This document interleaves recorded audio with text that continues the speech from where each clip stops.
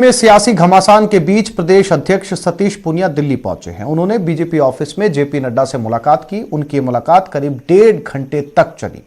इस दौरान दोनों नेताओं के बीच उपचुनाव समेत कई अहम मुद्दों पर चर्चा हुई। इस मीटिंग के बाद न्यूज 18 से सतीश पूनिया ने क्या कुछ कहा, आपको सुनाते हैं। आज आपकी पार्टी अध्यक्ष नड्डा साहब से काफी देर बैठक हो रही, क्या कुछ रहा इसमें? देखिए, मुझे 21 तारीख की कार्यसमिति के बाद मिलना था, लेकिन उस दिन अध्यक्ष जी की व्यस्तता ज़्यादा थी। हम लोगों ने पार्टी की प्रदेश की पहली कार्यसमिति अभी होगी और उस लिहाज से 2 तारीख को हम लोग अच्छे तरीके से कार्यसमिति करें, उसके बारे में पूरा विस्तृत विवरण के लिए, आपस की बातचीत के लिए कि क्या मुद्दे रहेंगे और किस तरीके से हम अध्यक्ष जी का अच्छे तरीके से स्वागत भी करें और इनको पार्टी के हमारे तमाम जनप्रतिनिधियों को, पार्टी की हमारी जो नवगठित कार्यकारिणी उसको मार्गदर्शन मिले। इसके लिए आज पूरा कार्यक्रम निर्धारित किया है और कल तक हम लोग पूरा उसका मिनट टू मिनट कार्यक्रम तय करके उसको सर्कुलेट करेंगे। सर, देखा जाए तो इस समय पार्टी में जिस तरह से तमाम बड़े नेता एक दूसरे के ऊपर कटाक्ष कर रहे हैं और वही पत्र प्रकरण भी आया था, इन सब मामलों को लेकर भी क्या कुछ चर्चा हुई इसमें? देखिए, मुझे लगता है जो पत्र की बात बार बार आ रही है वो एक सामान्य सी कवायद थी और उसके बाद प्रभारी जी ने इंटरवीन किया, विधायक दल की बैठक में सारी चर्चा हो गई, उस मामले का पूरे तरीके से पटाक्षेप हो गया। पार्टी सोशल मीडिया के फोरम पर इस तरीके की सियासी चर्चाएं होती हैं, लेकिन पूरे तरीके से एकजुट है। हम लोग पार्टी के संगठन के बाकी मसलों को साथ लेके चारों उपचुनाव की पूरी तैयारी में हम लोग जुटे हैं और 2 तारीख को जब कार्यसमिति होगी तो इन सारे मुद्दों पर चर्चा होगी। पार्टी पूरे तरीके से एकमुखी होकर इन चुनावों को भी लड़ेगी और संगठनात्मक कामों को धरातल पर अंजाम देगी। बहुत बहुत धन्यवाद सर आपको। कैमरा पर्सन योगेंद्र सिंह के साथ राजीव तिवारी, न्यूज 18। और अब सीधा रुख करते हैं मातृकुंडिया की तरफ, जहां किसान सम्मेलन में मुख्यमंत्री अशोक गहलोत पहुंचे हुए हैं। आदरणीय सचिन पायलट साहब,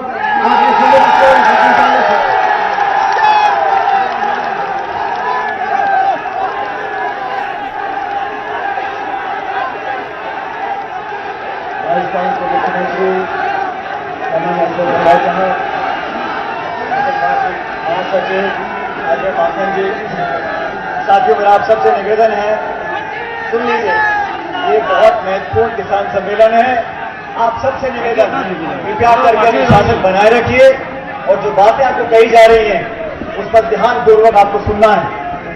अजय माखन साहब, गोविंद डोटासरा जी, मंचासीन सभी राजस्थान सरकार के मंत्रीगण, विधायकगण, पूर्व विधायकगण, संगठन के सभी पदाधिकारीगण, समय कम है, मैं सबका नाम नहीं लूंगा।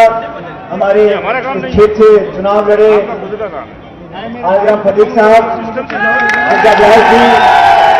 इस किसान सम्मेलन में मौजूद नौजवान दोस्तों, आदरणीय बुजुर्गों, माताओं, बहनों और प्यारे बच्चों, साथियों, भारत सरकार के 3 कृषि कानूनों के खिलाफ राहुल गांधी जी ने, कांग्रेस पार्टी ने और हम सब ने देश में एक जागरूकता अभियान छेड़ा है।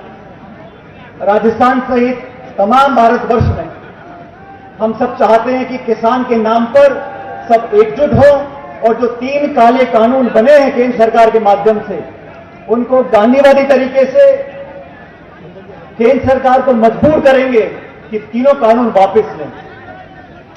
आज बीकानेर जिले में और उसके बाद आज आपके यहां पर ये किसान महासम्मेलन हम लोगों ने बुलाया।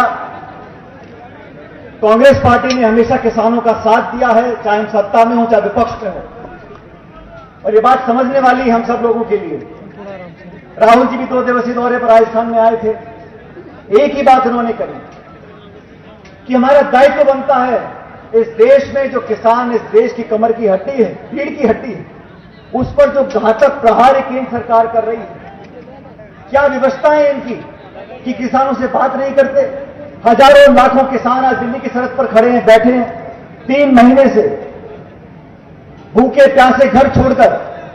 उनसे बात करना प्रधानमंत्री नहीं चाहते, भाषण देना चाहते हैं, आरोप लगाना चाहते हैं, कानून थोपना चाहते हैं, लेकिन किसानों की मांग पर सोनिया गांधी जी ने देश की 24 राजनीतिक दलों को इकट्ठा किया, संसद के अंदर, संसद के बाहर इस बात को कहा, आप कानून बनाना चाहते हैं तो राज्य सरकारों से बात करिए, किसानों से बात करिए, लेकिन जो कानून आपने बनाए हैं उसमें जमाखोरी और कालाबाजारी को छूट देने का काम आपने किया है।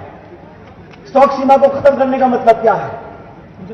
चंद व्यापारी पूरे देश के अनाज मंडी पर कब्जा कर लेंगे और जो सरकारी मंडियां हैं, जो देश प्रदेश में हजारों मंडियां हैं, वो आज नहीं तो कल बंद हो जाएंगी। इनका दूरगामी प्रभाव इतना नकारात्मक पड़ेगा कि किसानों के बच्चे पोते अगले कुछ सालों में अपनी ही जमीन पर मजदूर बनने के लिए मजबूर हो जाएंगे। इसको देखते हुए हमारी सरकार ने विधानसभा में कुछ कानून पारित किए और गैर भाजपा सरकारों ने पूरे देश में ऐसे कानून बनाए। लेकिन दुख की बात है कि उनको अभी माननीय राज्यपाल महोदय से अनुशंसा नहीं मिली। मैं आप लोगों से आग्रह करना चाहता हूं कि बड़ी तादाद में आप लोग अगर आए और अंजना जी भाषण दे रहे थे आज और धोती पहन रखी, मैंने कहा अंजना जी को आज धोती पहनकर अलग चमक रहे। और माखन साहब, अभी तो मैं नहीं बोलूंगा मन से, लेकिन इनके बारे में एक गाना है अंजना जी का, आप लोगों ने सुना है गाना? वो बाल और गाल वाला, वो अजय माखन जी को बताऊंगा खाड़ी में। लेकिन आज हम सब लोगों ने आपको यहां पर आमंत्रित किया, इतनी बड़ी तादाद में आप लोग यहां पर आए, और ये बात भी सच है भाई साहब भैया कि हमारे कुछ अजीज साथी जो विधानसभा में थे आज दुनिया में नहीं रहे। बहुत जल्द उपचुनाव प्रदेश में होंगे 4 जगहों पर। खाली वहां पर भी जो कांग्रेस पार्टी जिस व्यक्ति को अपना उम्मीदवार बनाएगी, उसको जिताने का काम हमको आपको मिलकर करना है। ये संदेश भी आपके बीच में देने के लिए आए। लेकिन जो देश में घमंड और अहंकार से भरी केंद्र सरकार ने जो कानून बनाए हैं, वो सिर्फ किसान विरोधी नहीं है, वो नौजवान विरोधी हैं, मध्यम विरोधी हैं, और देश के पूरे व्यापार को, अनाज मंडी के व्यापार को चंद लोगों के हाथ में डालने की साजिश है। आज 100 रुपए एक लीटर पेट्रोल हो गया, 800 रुपए गैस का सिलेंडर हो गया, बेरोजगारी ऐतिहासिक सबसे ज्यादा आज हिंदुस्तान के अंदर है। इन बातों के लिए हमको आपको जागरूक होना पड़ेगा। और किसानों के लिए कांग्रेस पार्टी ने देश और प्रदेश में, हमारे प्रदेश अध्यक्ष जी ने पूरे राजस्थान में कई कार्यक्रम करे, हम लोगों ने कई कार्यक्रम करे। मैं आपसे निवेदन करूंगा, अपने गांव में, ढाणी में, थली में, जहां को मिले 500, 1000 जिन लोगों को इकट्ठा कर सको उनको करो और बताओ कि कानूनों के खिलाफ हम लोगों को एकजुटता से लड़ाई लड़नी है। हमारी सरकार का बजट बना, माननीय मुख्यमंत्री मौजूद हैं, उस बजट में सब वर्गों का ध्यान रखा गया। भारतीय जनता पार्टी चाहकर भी इस बजट का विरोध नहीं कर पा रही है। और मैं कहना चाहता हूं भाजपा के साथियों को, जब आप 163 विधायक लेकर सरकार बनाई थी आपने, हम सिर्फ 21 विधायक थे, लेकिन उस समय आप में जो घमंड था, केंद्र में आपकी सरकार थी, राज्य में आपकी सरकार थी, उस समय तमाम कांग्रेस के साथियों ने एकजुटता का प्रदर्शन किया। जब जब चुनौती सामने आई, आपने बटन हाथ का दबाया, कांग्रेस पार्टी को जिताया। और आज भी कांग्रेस पार्टी इतनी मजबूत है कि आप जितनी साजिश रच लो, लेकिन हम लोग मजबूत से जीत कर निकलेंगे। ये संकल्प कांग्रेस कार्यकर्ताओं ने लिया। मैं धन्यवाद देना चाहता हूं सभी लोगों का जिन्होंने आप सबको यहां पर आमंत्रित किया। आपसे इतना आग्रह अंत में, अनुशासन बनाए हमें रखना है, सबकी बात हमको सुननी है, और आने वाले समय में जिस एकजुटता से हमको काम करना है, आज प्रदेश और देश की जनता हमसे चाहती है कांग्रेसियों से कि हम एक उदाहरण पेश करें, उसमें आपको खरा उतरना है। और जिसको भी, जैसे भी कांग्रेस पार्टी उम्मीदवार बनाएगी, इस हाथ के निशान पर बटन दबाकर आप कांग्रेस पार्टी को जिताएं। आप सब लोगों का मैं धन्यवाद करना चाहता हूं और परमपिता परमेश्वर से प्रार्थना करता हूं कि आपके चेहरों पर हमेशा मुस्कुरान रहे, आप लोग फले फूले आगे बढ़े, भगवान आपको तरक्की दे। बहुत बहुत धन्यवाद। जय हिंद। राम राम साहब। धन्यवाद आदरणीय सचिन पायलट साहब को। अब मैं सब निवेदन कह रहा हूं, आप पाछा वालों दीख मारो, ओ जरा पाछा वालों दीख मारो, अरे पाछा वालों दीख मारो, आगे वाला नीचे बैठा जो नौजवान साथी, पीछे वालों को दिखने दो, पीछे वाला आपको बिठाने लग जाएगा तो अभी आगे वाला नीचे में, तुम्हारी माँ बाप डुबई की सोकर नीचे बैठो, पीछे वालों को दिखने दो। अब मैं निवेदन कह रहा हूं, प्रदेश के अध्यक्ष आदरणीय गोविंद सिंह जी डोटासरा साहब, जो शिक्षा मंत्री जी में है, गोविंद सिंह जी। अखिल भारतीय कांग्रेस कमेटी के आह्वान पर आयोजित इस प्रदेश कांग्रेस कमेटी के द्वारा आयोजित इस किसान सम्मेलन में हमारे बीच में हमारे लोकप्रिय मुख्यमंत्री आदरणीय अशोक गहलोत साहब, अखिल भारतीय कांग्रेस कमेटी के महासचिव, हमारे राजस्थान के इंचार्ज आदरणीय अजय माकन जी, आदरणीय सचिन पायलट जी, आदरणीय गिरिजा व्यास जी, हमारे कैबिनेट के मंत्री डॉक्टर रघु शर्मा जी, प्रताप सिंह खाचरियावास साहब, उदयलाल आंजना जी, हरीश चौधरी जी, यादव साहब, हमारे राष्ट्रीय प्रवक्ता आदरणीय मोहन प्रकाश जी, राजेंद्र यादव जी, हमारे मंत्री भाई अशोक चांदना जी, रामलाल जाट साहब, रवनीत मीणा जी, हमारे सीडब्ल्यूसी के मेंबर रामनारायण मीणा जी, तमाम रावत साहब, एमएलए साहब, विदुड़ी जी, हमारे सुरेंद्र जाड़ावत जी, तमाम किसान भाइयों, पत्रकार बंधुओं, मैं दो बात आप सबके सामने निवेदन करना चाहता हूं कि जब एनडीए की सरकार, यूपीए की सरकार थी, तब एनडीए की पार्टी ने, एनडीए ने देश के प्रधानमंत्री के रूप में अपनी पार्टी के लिए नरेंद्र मोदी जी को प्रधानमंत्री का उम्मीदवार चुना। नरेंद्र मोदी जी को जब पार्टी ने प्रधानमंत्री पद का उम्मीदवार बनाया तो नरेंद्र मोदी जी ने, अमित शाह जी ने हमारे देश के लोगों से कुछ वादे किए थे, वो वादे याद दिलाना चाहता हूं। नरेंद्र मोदी जी ने कहा था कि अगर हमें देश की बागडोर संभलाई जाती है, मुझे प्रधानमंत्री बनाया जाता है, तो मैं सबसे पहले किसान की आमदनी दुगुनी करने का काम करूंगा। दूसरा काम अगर मैं करूंगा तो मैं किसान की जो लागत आती है उसकी फसल की उपज के ऊपर, उसके ऊपर 50% मुनाफा दिलाने का काम करूंगा। तीसरा काम अगर मैं करूंगा तो मेरी प्रायोरिटी में यह होगा कि 2 करोड़ बेरोजगार नौजवान, शिक्षित नौजवानों को नौकरी देने का काम करूंगा। और विदेश नीति को ठीक करने की बात कही थी। मैं समझता हूं जो जो वादे किया आप सबके सामने है, 15 लाख खाते में आएंगे, पता नहीं क्या क्या होगा। जब देश के प्रधानमंत्री के पद के ऊपर नरेंद्र मोदी जी बैठे तो सबसे पहले अगर उन्होंने कोई काम किया तो जो भूमि अधिग्रहण कानून जो हमारी यूपीए की सरकार ने सोनिया गांधी जी के निर्देश के ऊपर मनमोहन सिंह जी और राहुल गांधी जी लेकर के आए थे, सबसे पहले सर्वसम्मति से पारित उस किसान के हक के कानून को बदलने के लिए, अपने पूंजीपति मित्रों को फायदा देने के लिए उन्होंने खूब प्रयास किया। हमारे नेता राहुल गांधी जी खड़े हुए और राहुल गांधी जी ने हुंकार भरी कि कांग्रेस और किसान का चोली दामन का साथ है, हम किसान का साथ नहीं छोड़ेंगे, ये अत्याचार और अन्याय नहीं होने देंगे। और आपने देखा कि उनको मुंह की खानी पड़ी और वो किसानों के लिए भूमि अधिग्रहण कानून ये परिवर्तित नहीं कर सके।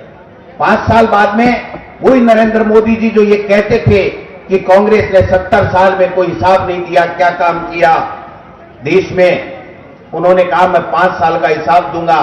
जब हिसाब देने का दोबारा 5 साल बाद में समय आया तो सेना के शौर्य के पीछे छुप करके मोदी जी दोबारा सरकार में आ गए।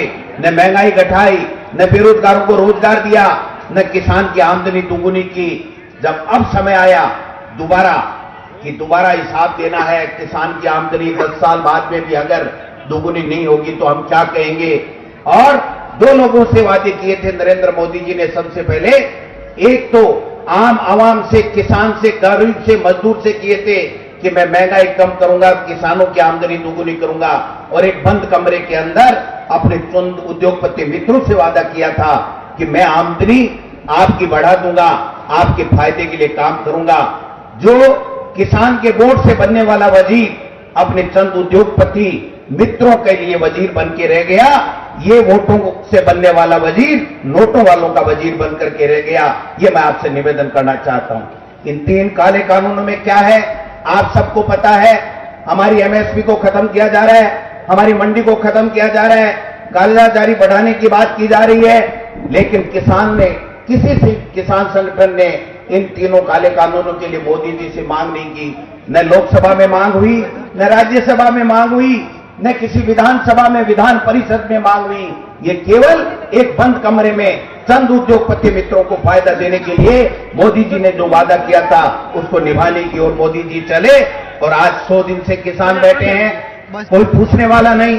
खालिस्तानी कहा जा रहा है, आतंकवादी कहा जा रहा है, चोर लुटेरे कहा जा रहा है। मैं आज यहां पर भीलवाड़ा, सहाड़ा, बल्लभनगर, चित्तौड़ और यहां राजसमंद के लोगों की जो जनसंख्या, किसान और माताएं बहनें आई हैं, उनसे पूछना चाहता हूं कि एक तरफ केंद्र की वो सरकार है जो 7 साल में कुछ नहीं कर पाई आपके लिए, और एक तरफ हमारी आपके आशीर्वाद से बनी हुई राजस्थान के अशोक गहलोत के नेतृत्व की सरकार है, जिसने किसानों के लिए करोड़ों के किसानों के फसली ऋण माफ किए।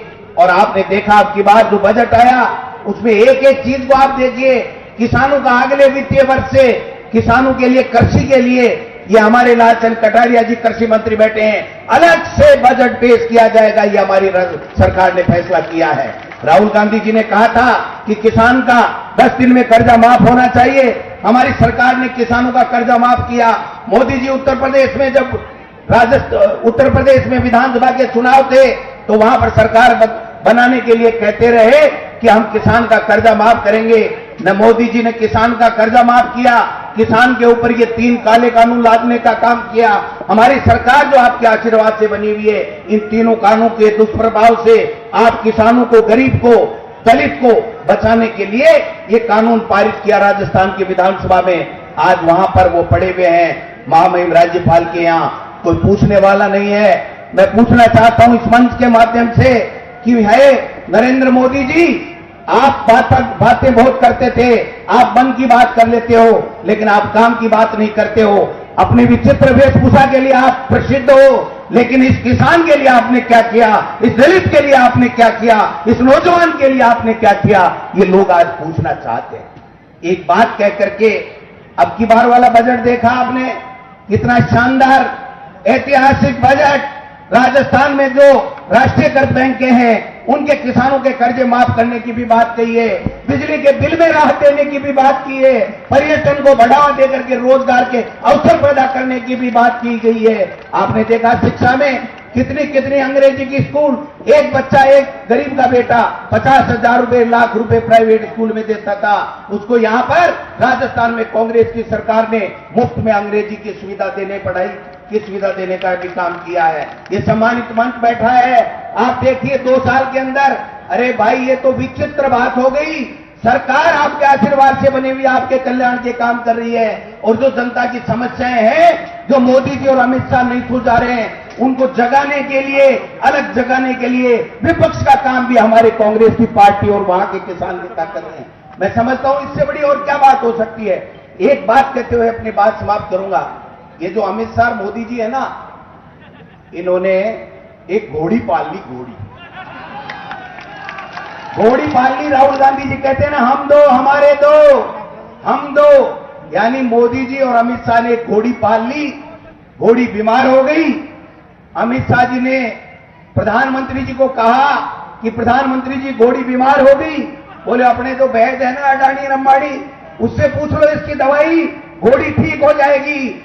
अमित शाह जी ने जाकर के अडानी और अंबानी को पूछा कि हमारी घोड़ी बीमार हो गई, आप बताइए क्या करें। उन्होंने कहा ये दवाई घोल के पानी में पिला देना। बोले घोड़ी अजड़ी है, घोड़ी समझते हो अजड़ी कैसे होती है? बोले वो टांग लात फेरती है, लग जाएगी तब। बोले ऐसा करना, एक पाइप का टुकड़ा ले लेना, इस पानी को बाल्टी में घोल लेना, एक सिरा पाइप का घोड़ी के मुंह में दे देना, और एक सिरे पे आप बैठ करके अमित शाह जी फूंक देना। घोड़ी के वो जो दवाई उस पाइप में है वो घोड़ी के पेट में चली जाएगी और घोड़ी ठीक हो जाएगी। अमित शाह जी ने वही किया, क्योंकि अडानी और अंबानी कहते हैं वही तो करते हैं वो लोग। उन्होंने वही किया, पानी में दवाई घोली, पाइप ली, एक नाका उसका जो एक सिरा था वो घोड़ी के मुंह में दिया। अमित शाह जी जब फूंक भरने लगे, घोड़ी अजड़ी थी, उसको खांसी आ गई, वो दवाई अमित शाह जी के पेट में आ गई। आप समझिए, जब पशुओं की दवाई आदमी के पेट में चली जाती है तो बीमार हो जाते हैं। ये मोदी जी और अमित शाह जी अडानी और अंबानी की सलाह के ऊपर चल रहे हैं। घोड़ी इनकी धांसी के साथ में इन उपचुनाव में वो धांसी करनी है। ये जो उल्टी दवाई घोड़ी को देने वाली थी वो इनके पेट में डालने का काम आप किसान भाइयों को करना है।